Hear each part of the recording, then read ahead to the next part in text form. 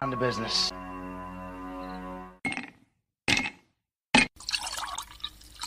When he drinks, he thinks. That's the nectar of the gods, baby.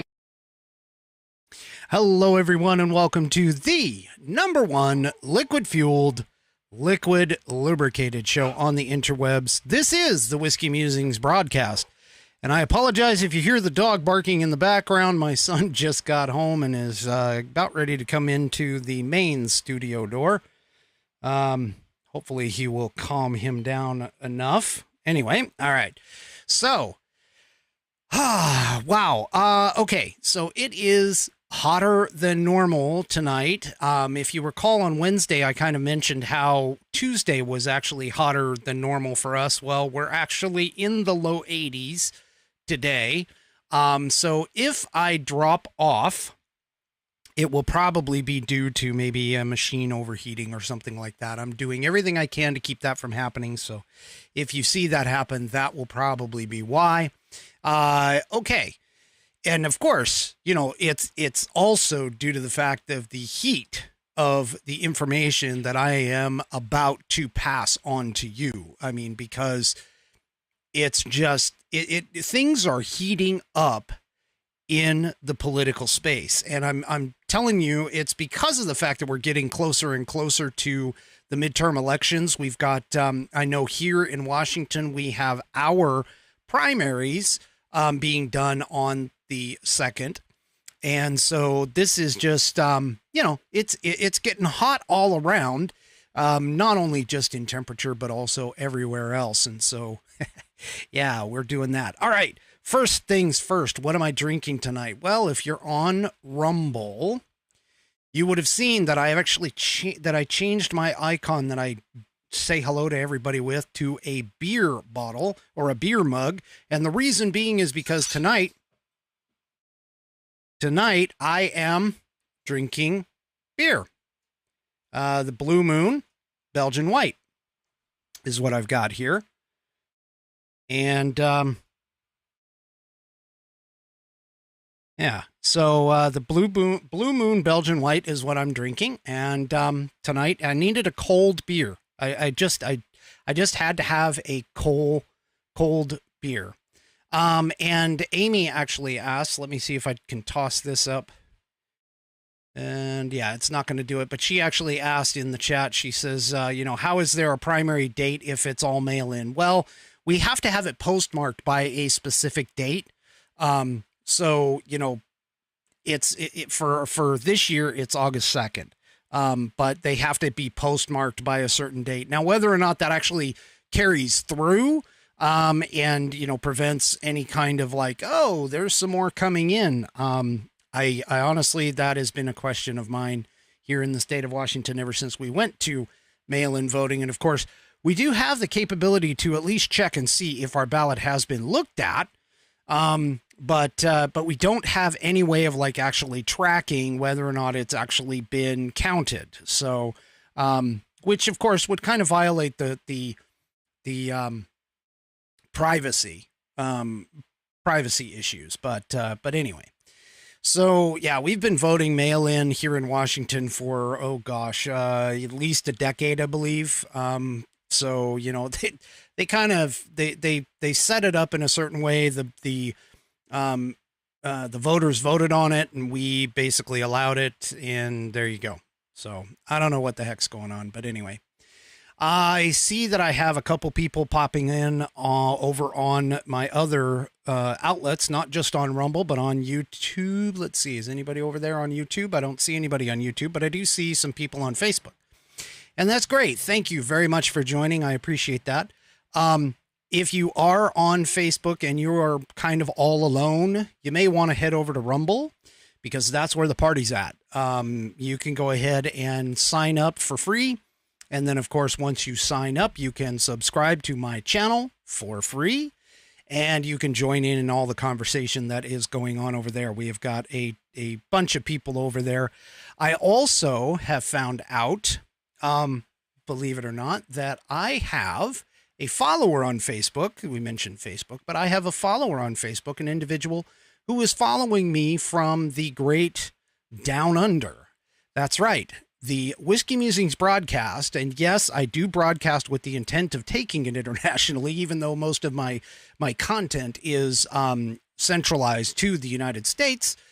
There are plenty of ways to get to my show. Apparently, that individual was also a Mark K follower from the Great Down Under in Australia, and went ahead and followed me on Facebook, and so I welcome them as well, and that is absolutely awesome.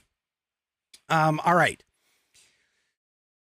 So, I don't know if anybody heard, but there was an announcement today that Biden has picked up COVID once again.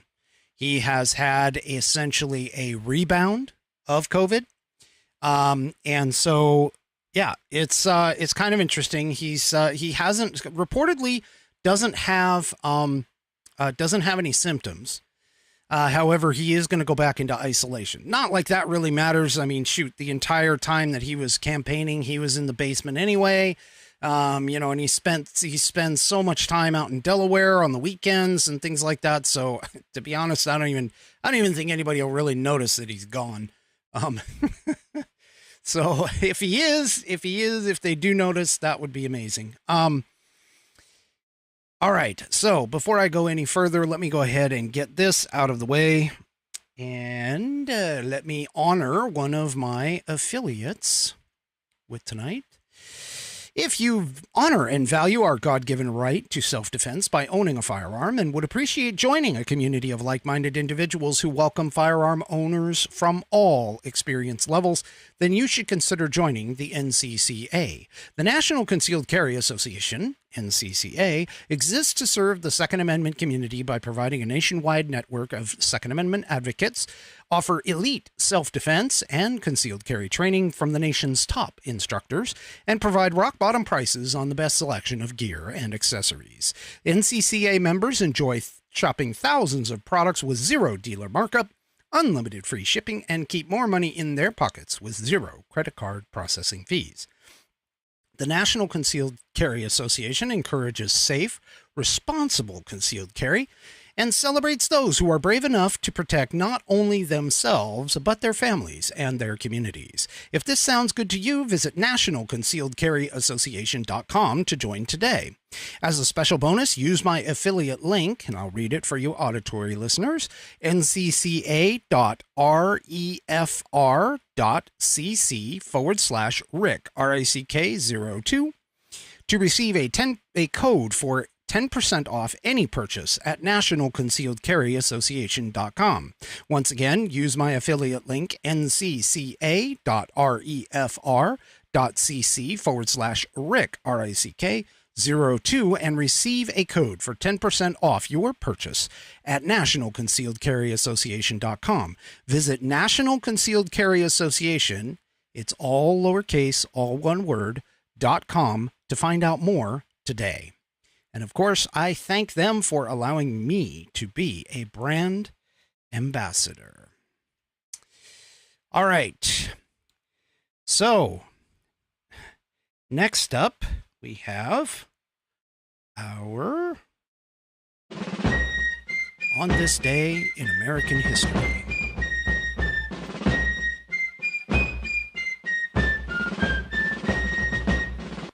And, of course, we are reading from the American Patriots Almanac. It can be bought at any place where books are sold, and it has a plethora of information with regards to the United States and her history. Tonight is July 30th, and we are going to be talking about Mary Draper Ingalls. The story of Mary Draper Ingalls is a good reminder of the harsh and sometimes brutal conditions that early settlers faced. On July 30th or 31st, 1755, the exact date is uncertain, a band of Shawnee Indians swooped down on a frontier settlement called Draper's Meadow in what is now Blacksburg, Virginia, killing 4 people and capturing several more. Among the hostages were 23-year-old Mary Draper Ingalls and her 2 sons, 4-year-old Thomas and a 2-year-old George. Mary's husband, William, who had been in a field harvesting wheat, avoided capture. The Shawnee headed northwest, forcing their captives over the Appalachian Mountains. According to one account, Mary was pregnant and soon gave birth to a daughter who may have died on the trail. Other reports make no mention of a baby. At any rate, the Shawnee led their captives to a village on the Ohio River. There, Mary was separated from her sons. She and another captive, described as the Old Dutch Woman, were taken farther north to Big Bone Lick, near present-day Cincinnati, where they were put to work making salt. One October afternoon, the two white women slipped into the forest and set off on an 800-mile-long escape. Avoiding trails for fear of recapture, they backtracked over the mountains, scaling cliffs in places, living on walnuts and wild grapes as they fled. Winter arrived. They trudged through snow and slept in hollow logs. Half mad from exhaustion and hunger, the Old Dutch Woman tried to kill Mary, who managed to get away. 6 weeks after escaping the Indians, a skeletal, ragged Mary Draper Ingalls staggered into a cornfield near her old home. She soon reunited with her husband, who had gone to Tennessee and Georgia looking for her. They resumed their pioneer lives and went on to have 4 more children. Mary lived until 1815, dying at an age of 83. And that is today's this day in American history. Again, from the American Patriots Almanac. Great book. If you have an opportunity to pick it up, it's awesome. It is awesome. And I read it every Saturday for the stream. Let me try and put that book away without harming anything. Also, I want to bring up, if you didn't need, or as if I didn't need any more of these constitutions, I'm going to tell you, Hillsdale College. It's Hillsdale. I think it's hillsdalecollege.edu is the website address, but Hillsdale College puts out a couple of free items. One of them is the In Primis periodical. It's a once monthly digest of speeches and writings from the greatest conservative leaders that we have. Hillsdale College itself is an actual college. People, young people can go there and get an education. You can also go online and do things. They do not take U.S. government money. So there is no way that the government can tell them what they can and cannot teach. But one of the things that they do is they will, on request, they will send you a constitution, another pocket constitution, as if I don't need any more of these. I've got like 3 or 4 of them already, not of these, but 3 or 4 constitutions. But this one here is just something. So if you don't want to go and grab one of our great Saddleback leather ones and just want a copy of the Constitution, maybe to hand out at Christmas, stick it in Christmas stockings or whatever, go ahead and do that. They also sent, as a part of that, they sent this bumper sticker. And I'm not much into bumper stickers. I don't necessarily like messing up the bumper of my car. And plus, considering where I live, it sort of targets me. But that's great. It's a great little bumper sticker. Wonderful organization to go ahead and support. That is great. Okay, wait a minute. I'm just now catching up here. And, buddy, no, I'm not hiding a flat top. I still have long hair up here, okay? It got too hot for me around here, so I had to go and get it trimmed up on the sides. I went back to my former military style, but there you go. All right? I'm not hiding a flat top. My wife won't let me get a flat top. I did wear a flat top, though. I did while I was in the service. I'm not afraid to admit that, but I did have to get it cleaned up a little bit. And that's actually a surprise for my wife and daughter, who are currently in the air on their way home from Dallas. So no, I did not get a flat top. Okay. Although the thought did cross my mind. All right. So I titled tonight's episode, Americans Go Home. And one thing that we Americans seem to have, at least in general as a society, is the belief that we are better than others, that because we have freedom and, we have our constitution and everything else, that we are better than other countries. And while, according to our perception, that is true, we need to understand that not everybody wants our style of freedom or wants our style of stuff, especially now that we have the left trying to push things like CRT, the left trying to push things like, redefining men and women and the stereotypical gender roles just to fit a narrative across the board. Not a lot of countries outside of the Western world, and in particular in the US, are struggling with these kinds of things. And so oftentimes we, as Americans, we go, and if you travel internationally, you find out that America, while it is what I consider to be the greatest country on this planet and the greatest country that the world has ever seen to date, there are some places that don't appreciate Americans, and they definitely don't appreciate what we bring to the table. Now, I caught this was actually an article out of the Los Angeles Times, but unfortunately the Los Angeles Times is behind a paywall. And so I'm not just going to pay just to get one article. But thankfully the Politcal Insider picked this up, and you know what? I didn't set this up, so I apologize if something comes up that is not proper here. Let's see. Yep, that's the wrong screen. Let's try this one. Nope, that's the wrong screen too. Oh, goodness. I just got to find the right one here. There we go. Okay. So apparently in the Los Angeles Times, there was a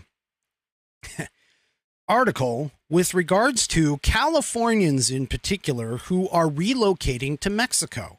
Now, we all know that California is under oppressive taxes. We all know that California has just a bunch of people who are leaving. In fact, they lost some electoral college votes. So because of that, the Mexico City residents are not happy about all those Californians moving in. I mean, not that anybody else is happy about it either. I got to take a quick second before I get to my next thought. I want to say hello to Jessica. Jessica, thank you for coming and sitting. I know you're not necessarily a fan yet, but I'm hoping that you can become one. Hopefully with the information that I'm presenting, you'll start to realize what's going on in the world. So anyway, thank you though for coming and at least giving it a try. I do appreciate that. All right. Had to throw that out there. Okay. So Mexico City residents are complaining that too many Americans are moving there. And the biggest challenge that I think that these residents are having is that they're not happy about what we bring to the table. They're not happy about what Americans, our attitudes, our everything that we want to change. Apparently they're moving in this particular article, they're moving into a section of the city that's old. And the older, a lot of places like their historical buildings. They like to have the history of what's going on in their architecture and not have it, upgraded, built over, that kind of stuff. And so the Mexico City residents especially are not happy over the fact that the Americans are moving in and making all kinds of changes and bringing their attitudes and that kind of stuff. As kind of an aside, I can tell you that I went over to Shanghai and Korea. I was told flat out that the custom of us tipping here in America is something that is completely frowned upon over there. And they actually don't have, tipping is not something that they do. I also have recently learned from a friend of mine, we were talking about Australia, and maybe my Australian friend might be able to toss a comment or two in if she happens to be watching. Otherwise, if not, then maybe she'll get it later. But my understanding is that Australia doesn't have that either. They actually don't pay on a simple tipping structure. And so, these are some very minor things, but these are some things that Americans bring to other countries. And we need to understand that, especially if we're just there to visit, but the whole idea of going to another country, just like it is to come here, you need to meld within the environment. You need to come in and, understand the culture, understand not only the culture, but the language, the laws, the rules, and everything else. And we can't go into these places thinking that, oh, well, just because we're Americans, we're the greatest, social type culture on earth. And so therefore everybody has to bow to us. That's the wrong kind of attitude to have, especially in a lot of these other locations. And to be honest with you, there's one individual who has found this out. The WNBA star, Brittany Griner, you can say what you want about her. I mean, I'm not either here nor there, but she apparently went over to Russia and did something that was against the law and is now attempting to utilize the United States government to try and get out of it. Now, I don't know if anybody remembers and I'm going to bring that up here. I don't know if anybody remembers that there was an individual who went to Singapore, and in Singapore, they view graffiti as a very bad thing. And so when they went, when this person went to Singapore and did some tagging, they got caught and they ultimately were caned. Now, the thing about it is that, again, we need to understand that when we're going and doing international travel, just because we're an American doesn't mean that we can get out of legal trouble when we get into those places. Okay. And so we have to understand that there's times where we're not going to be able to pull the American card and say, hey, I'm an American, so you can't do this. You can't violate my rights. Perfect example of this is when I was in the service. I got tapped to go over to Germany as part of an exercise. And the exercise essentially was something that happened every single year. But prior to going, we had several months of conversations about what to do, what not to do when you go over to Germany. And one of the things that we were cautioned on multiple occasions is the fact that the German police do not have anything that we know as police brutality. And so it was made very clear to us that if you restrict or try to resist, I should say, anything in Germany, any police in Germany, you don't have the same rights as we do over here in the US. And so they would have no problem whipping out a baton and basically kicking your butt. And there's nothing you can do about it. I mean, at least at the time, I don't know if this has changed over the years because, we are talking close to 30 years ago. But your ability to do anything from a legal perspective is very difficult when in those situations. We also were told that we had to be very careful. We had to be very careful about what was happening in terms of what kinds of things we were destroying, what kinds of things we were having issues, like if we rolled into a field and we accidentally hit like a farmer's chickens or something like that, that was going to be a problem because of the fact that that chicken plus 10 generations of its ancestors was what we would have to pay for. And so unfortunately, Americans, we walk into these spaces and we seem to think that, hey, we're actually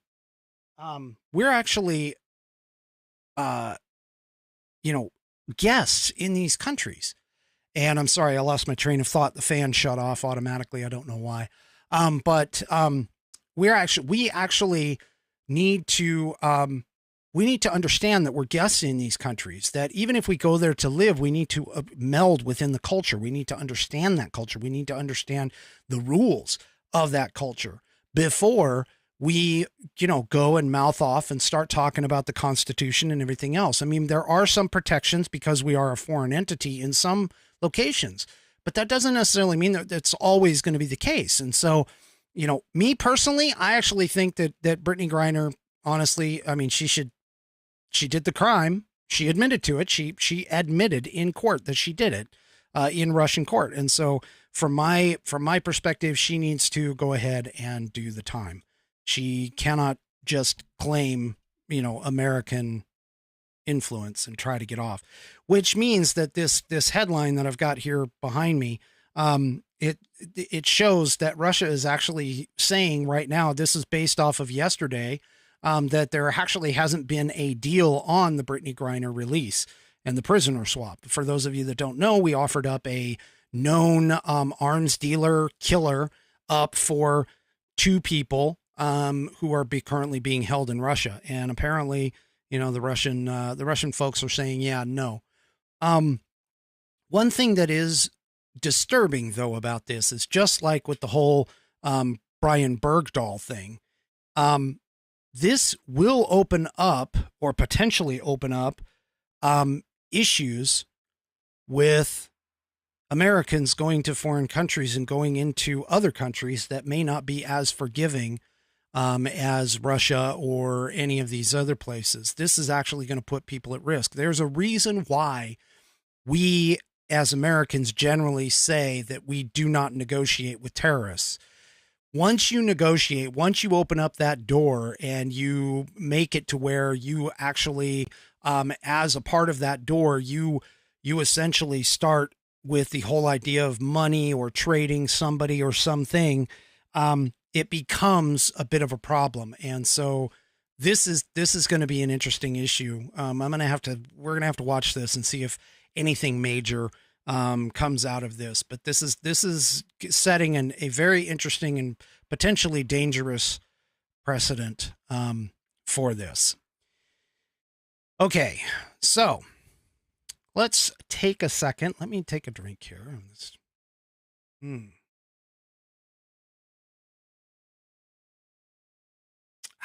Got a dry mouth. All right.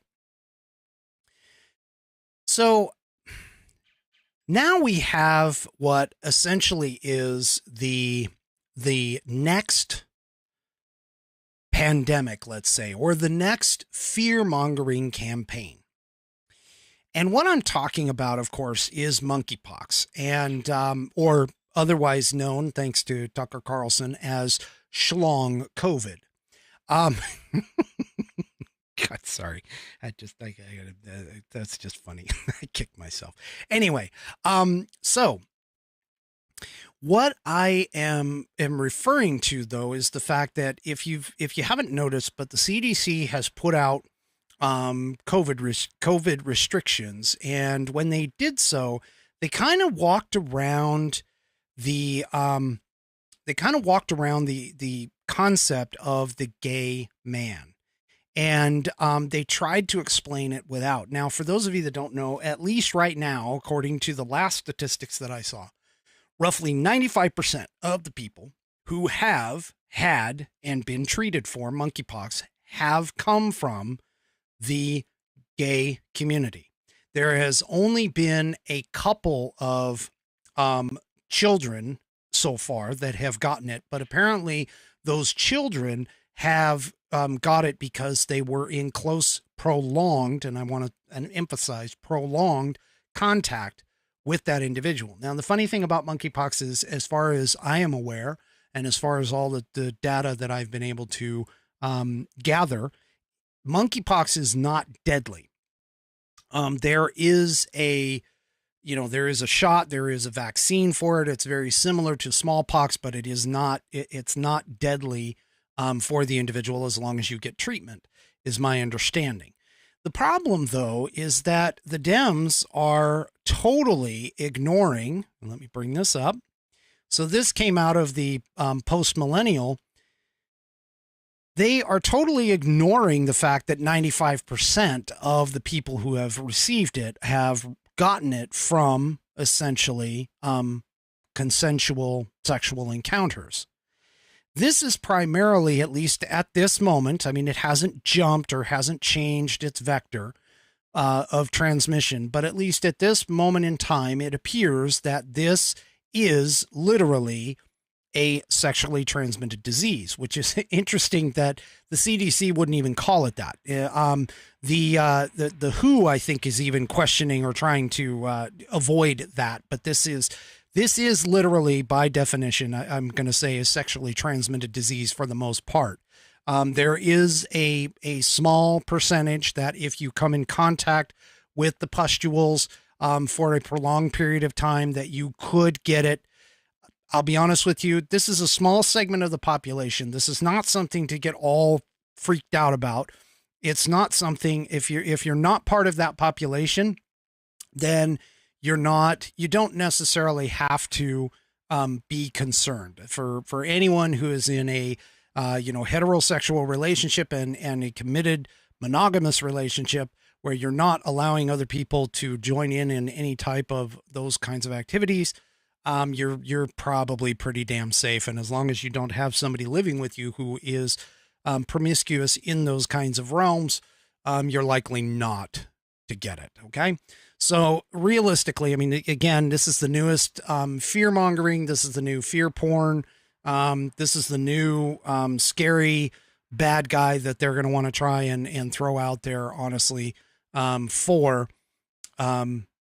probably maybe for the midterms. I don't know. We'll just have to see how this goes. But this is one of those things that you'll see headlines about a lot of places. In fact, there was a headline here in the last couple of days that dealt with San Francisco declaring an emergency, along with one other location that was declaring an emergency as well, for whatever reason. But anyway, okay. Now, the funny thing about this, though, is that if you read about Fauci's history, and I want to bring this up because Outlaw Dogs brought this up, and this is actually kind of true. Fauci back in the 80s was very, very involved in the AIDS HIV messaging. And he was instrumental in putting out some information that was regards to getting it from toilet seats or something like that. And so this is his second chance to try and get the communication correct. And I think actually he might be, I don't know if he's actually weighed in on this or not, but right now he's too busy flip-flopping over COVID and trying to figure out whether you need to mask or whether you need to stay home or whether you need to unmask, whether you need to wear 50 masks, whatever the reason. Anyway, thankfully, hopefully he holds true to his word. And if Biden gets out at the end of his 4-year term, that he will retire as well, because believe me, I don't think we need that man around anymore. But then again, I mean, who knows? He could always go back on that. Okay.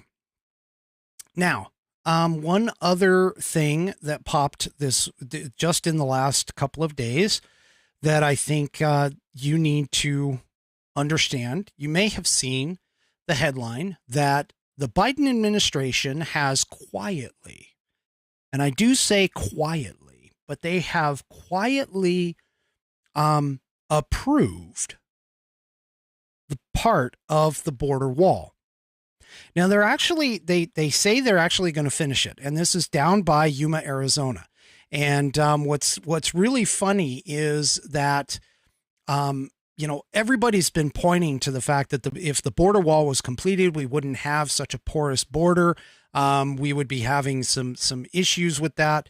But realistically, the Department of Homeland Security put out this memo 2 days ago, and they are using it as a cover to address life, safety, and operational requirements in the U.S. Border Patrol's Yuma sector.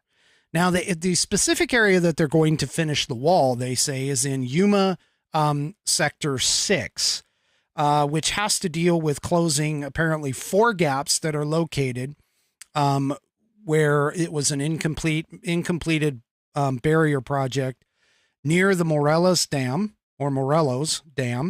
and in that sector, in Sector 6.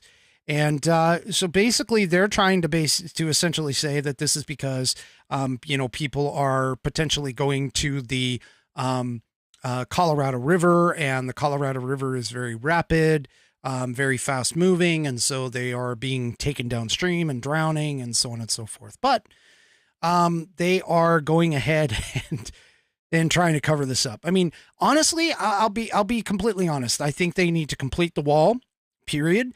I actually think that the wall realistically is inadequate. I personally would have preferred something more like guard towers along it with a moat that's 20 or 30 feet wide, filled with piranhas and gators. That's kind of how I would do it. But that's just me. And the wall would have to be a wall very similar to what they do with dams, where it would be sloped at the bottom. So it would have a really wide base and come to a smaller point at the top, but it would be at least 20 feet high. I think that would have been a little bit better than the metal wall that they ended up with, although that would make us look like we were in a prison.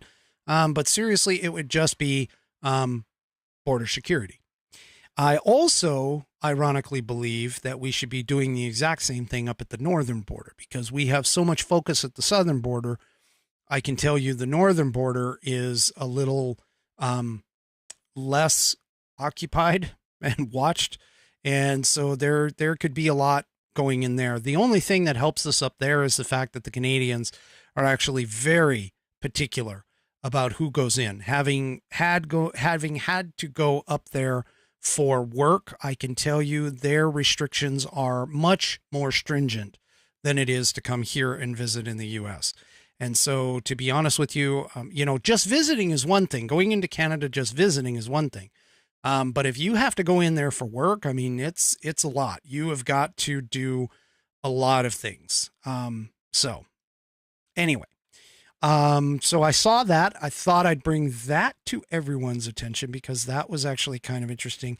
And of course, the right is laughing. The right side is laughing. We're kind of chuckling at the whole thing. And the left is trying to convince everyone that, hey, we're not caving to the whole idea of building the wall. But again, because the Biden administration did it very quietly and very, very, obviously undercover. They're trying to cover it up with the whole, life safety and operational requirements. I mean, I don't know how you could even make that kind of claim, life safety and operational requirements, without saying that, hey, we're trying to make sure that people don't come in to our country and do something stupid and die. I mean, that literally kind of falls into the life safety and operational requirements, I would imagine. But anyway, I don't know. They just, they want to try and make it. They can't say that they're doing something, good for the country. They definitely can't say that that they are, following a conservative viewpoint on something as well. So whatever. All right. So, on the show, one more time. Sorry.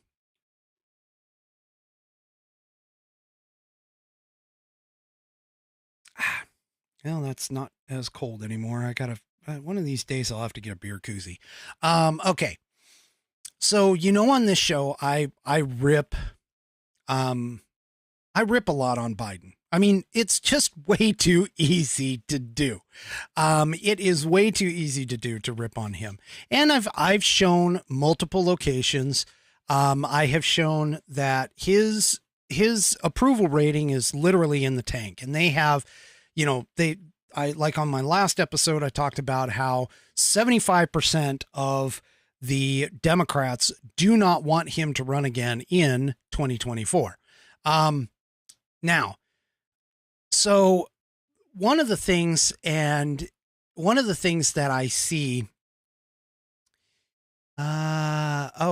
okay. So I'm not going to say this person's name. They're over on Facebook, but I don't want to, I haven't been given permission. So let's just put it that way. But the individual who is from Australia did come back and say that tipping, which is not a form of payment for goods and services here in Australia, except as an involuntary bonus for services which may be over and above expectations or just being generous. So apparently I was incorrect. While it may not be customary, it is possible. So thank you for that. I appreciate for you hopping back in there. And I wanted to make that clarification. Okay, so let me get back on topic here. I've ripped on Biden. I've shown his approval rating, his approval numbers. We know that the Democrats don't want it. In fact, nobody will actually go on record and say that they want him to be the candidate for the next presidential run. Most of them duck and run. One of them in particular basically said, no, I think we need younger, more vibrant, more, vigorous candidates.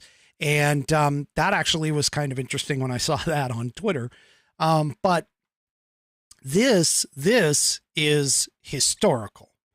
I mean, I've gone in the past on all my social media, I have talked about how, and I'll admit I've sort of ghosted and copied Dan Bongino in saying that, today is so-and-so day and date, and Joe Biden is the worst president in history. This headline is proving that more so than just what we think in our minds. Take a look at this. So this comes from Hot Air, and it's written by Ala Pundit. It came out yesterday, late Eastern time. And it basically says that Biden has the worst job approval at this particular stage of any modern elected president. And this actually came from a Gallup poll. So since Gallup started polling presidential approval in the 1950s, no one, absolutely no one, has rated more poorly in the summer in his second year than Joe Biden right now, right today. Okay.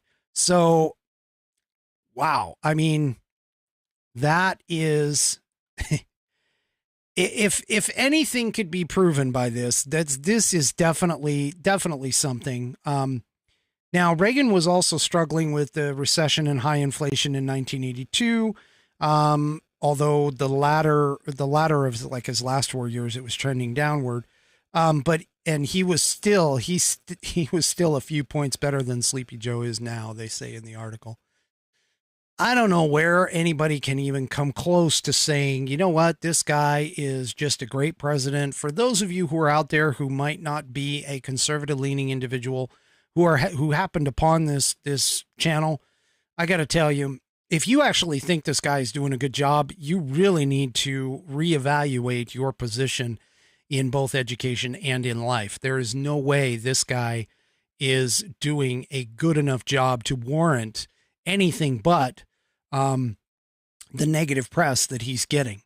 And I mean, he's just he's sitting at a 38% approval today, which for those of you that don't do math, that's only 5 points away from a 1/3, 2/3 split. I just can't, I can't imagine. I mean, this guy, Obama said it right. Obama made the quote of where he basically said that, that don't underestimate Biden's ability to F things up. This man has effed things up. He has taken this country in the completely wrong direction in 18 months. I mean, or less or more. I don't know. He's doing so bad. I mean, just so bad. I can't even imagine. There's just so many people who are ticked off at him and how he's working. And he's not even doing it for his own party. I mean, his own party even hates him, which is why they won't necessarily go on record saying that, yeah, they'll approve him or they want him to run in 2024. I mean, that's just absolutely sad. Absolutely sad. But definitely gleeful on my side. All right. I'm going to take a quick second to address a couple of things I've seen in this chat. All right. I'm telling you people right now, okay, for all of you rumblers who are sitting here saying that I should have an orange slice in this thing, okay? That I should have an orange or a lemon in this thing, I'm telling y'all right now, I'm going to stick to my guns. No. Just like anchovies don't belong on pizza, citrus does not belong in beer, okay? Period. All right? That's it. I'm telling you. Don't mess my beer up with citrus fruit. Okay, I'll take pineapple on pizza, but I am not putting fruit in my beer. All right? Not doing it. I'm telling you. Man. I mean, even when I order it out, if I happen to order a beer out and I happen to order a Blue Moon, I'm telling you, you don't put citrus in beer. I'm sorry. I know supposedly from the brewery, it enhances the flavor and it adds to the nose. Okay. No, it's not going to happen. Sorry, April. I see you. I am not doing it. I don't care. It's not going to happen. You don't put fruit in beer. You want to put something in beer? Put a damn shot in it or something and do a Boilermaker, okay? No, it's not going to happen. Sorry. Oh, my gosh. Okay, I cracked myself up. I'm going to drink my straight beer now.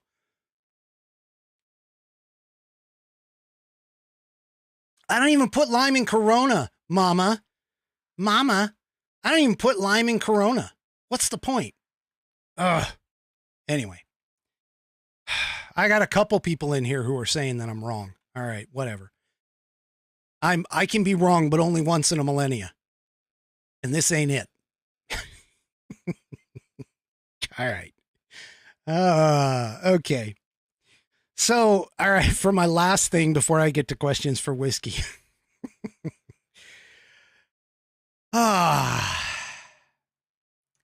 A long time ago, in a land far, far away, we had a man whose last name was Epstein, and he was accused of killing himself.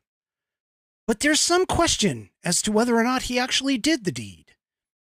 And there's enough evidence to indicate that there is reasonable doubt that he actually did the deed. And there's the dog going off again. All right.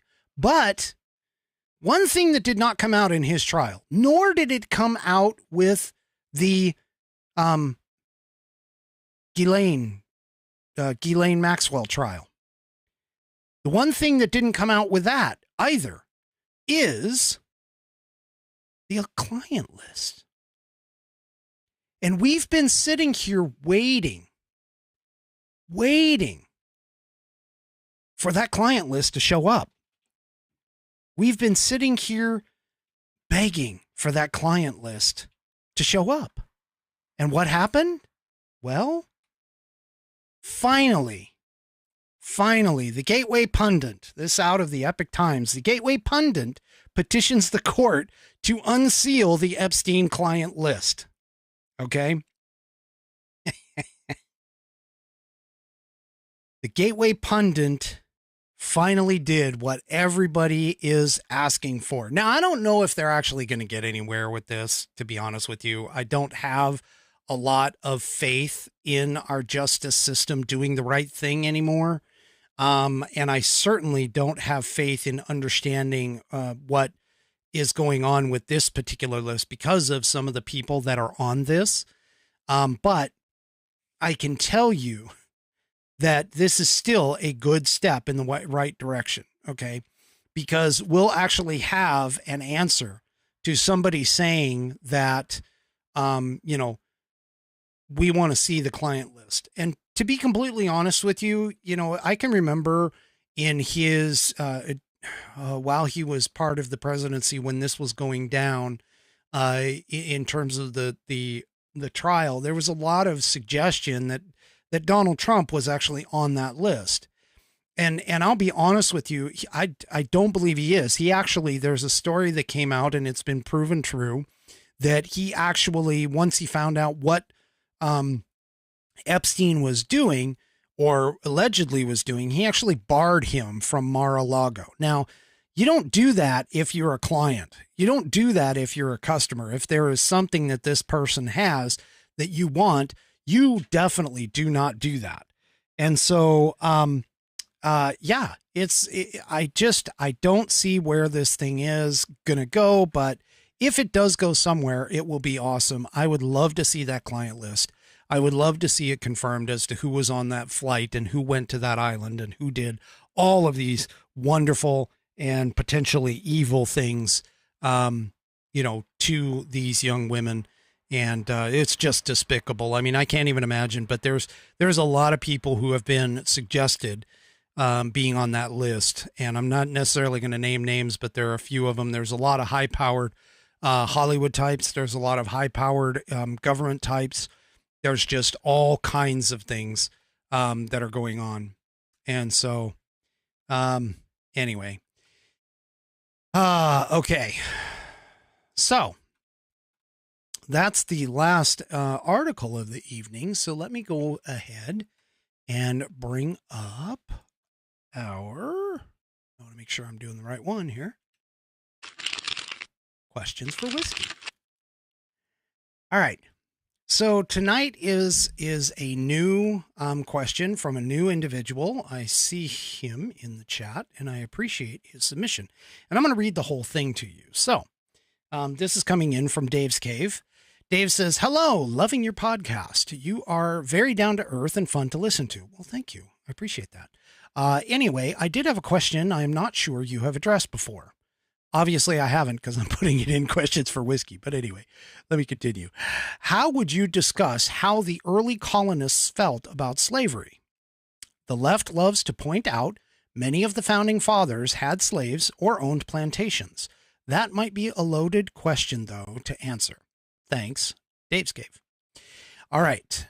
So to answer that question, first of all, yes, we know from history. All right. We know from history that many of the founders did have plantations. They lived in what were considered slave states. But the thing that people have to understand is that even though they did, not all of them treated their slaves negatively.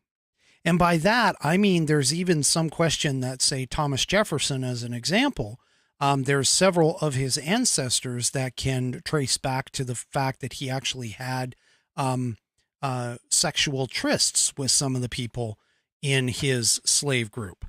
So, to be completely honest, I think that many of the founding fathers, while they were a part of it, okay, while they were a part of what's going on in terms of slavery and that kind of stuff, because it was a generally accepted best practice back then for certain plantations and agriculture. Because at the time, that was the only way to get things done, whether it was picking tobacco or cotton or whatever. That was the best way to do it, is to have a massive amount of people to actually do it, because things like the cotton gin weren't invented yet, and some of the machinery that we have now. The thing that I like to think about, and this is just my perception of this, but if you actually read the Declaration of Independence, and you actually read the Constitution, and you literally understand the background for both of those documents, and you look at the words, not only the ones that were used, but also the ones that are not used, because omission is just as much of a indication as to their thought processes when they were making these things and writing these things down and figuring out what the future might hold for this brand new country that they either just fought for or were getting ready to fight for. If you look at how things were phrased and how things were written, then what you see is a lot of factors that they may have done it. They may have been accepting of it because it was a socially acceptable practice and a requirement in some cases. But I actually believe that they knew that eventually slavery was going to go to the wayside. that slavery was eventually going to be abolished. And the reason being is because they created, for an example, in terms of the whole idea of voting for everyone, if you look at the Constitution and how it was written, and the Declaration of Independence, where it says that all men are created equal, not just all white men or all Europeans. And so because of the fact that they omitted any type of ethnic stereotype, that is a foundational aspect to look at and say, well, yeah, they might have owned them, but that wasn't what they were planning on down the road. They were making this document ideally in the sense that it was going to be equitable for all and carry this country forward. And it has all the way through 250 plus years. We're almost coming on, I think, 260 now, or maybe we're just a little bit beyond. I haven't done the math yet, so forgive me on that. But the fact of the matter is that they created that document not only to be changeable, but also and that's another thing, is that they made it changeable. You could change the wording of it through the process of the amendment process, which gave us the amendments where slaves were freed, where women could vote, where equal protection was applied no matter what. All of these things were basically set up because of the wording and because of the thought process that these people took, the time they took to write the wording in such a way that it made that possible.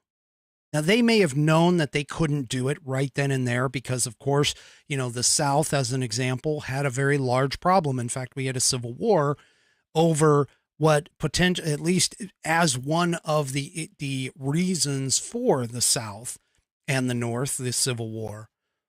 But the idea that even though the slave owners wanted to keep their slaves, I think is just ludicrous, because again, if you truly study the documents of our founding, you take note of not only what they put in, but also what they took out and didn't put in.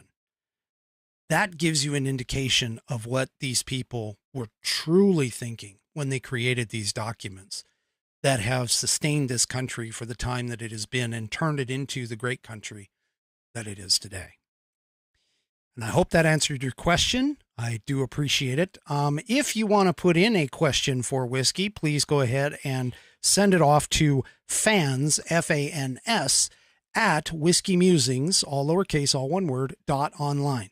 That's fans, FANSN, so Frank Alpha November Sierra, at whiskeymusings.online, and you'll be able to send that off. You can also send me your pet pictures for Wednesday night's broadcast that I do, Pet of the Week. And then we also have, if you're interested in sending me a background, something cool that you want me to put up for a couple of days, that's great. Just do it in a 1920 by 1080p format, because that's what I broadcast in. That's what my layout is. It just makes it easier for me. Sometimes if you send it to me, you can send it to me higher, but if you send it to me lower, then the lower part, if I try and blow it up, it can sometimes pixelate. So if you get a higher resolution, so 1920 by 1080 or higher, for the resolution for an image, and just send it to the same place, fans at whiskeymusings.online, and I will, put it in the rotation. All right. I hope none of you are sweating. I know I am. It's kind of hot underneath these lights, and I appreciate your time in coming here. Do me a favor, if this is your first time and you have, you like the show, you like the broadcast, you like everything that I've got, do me a favor and send me do me a favor and subscribe. You can subscribe. I prefer Rumble. You can subscribe on YouTube if you want. You can also follow me on all my social media. They've been popping up over here throughout the broadcast. And we'll see you next time on the Whiskey Musings broadcast. Good night, everybody, and have a great rest of your weekend, and stay safe in the heat out there. We'll see you next time.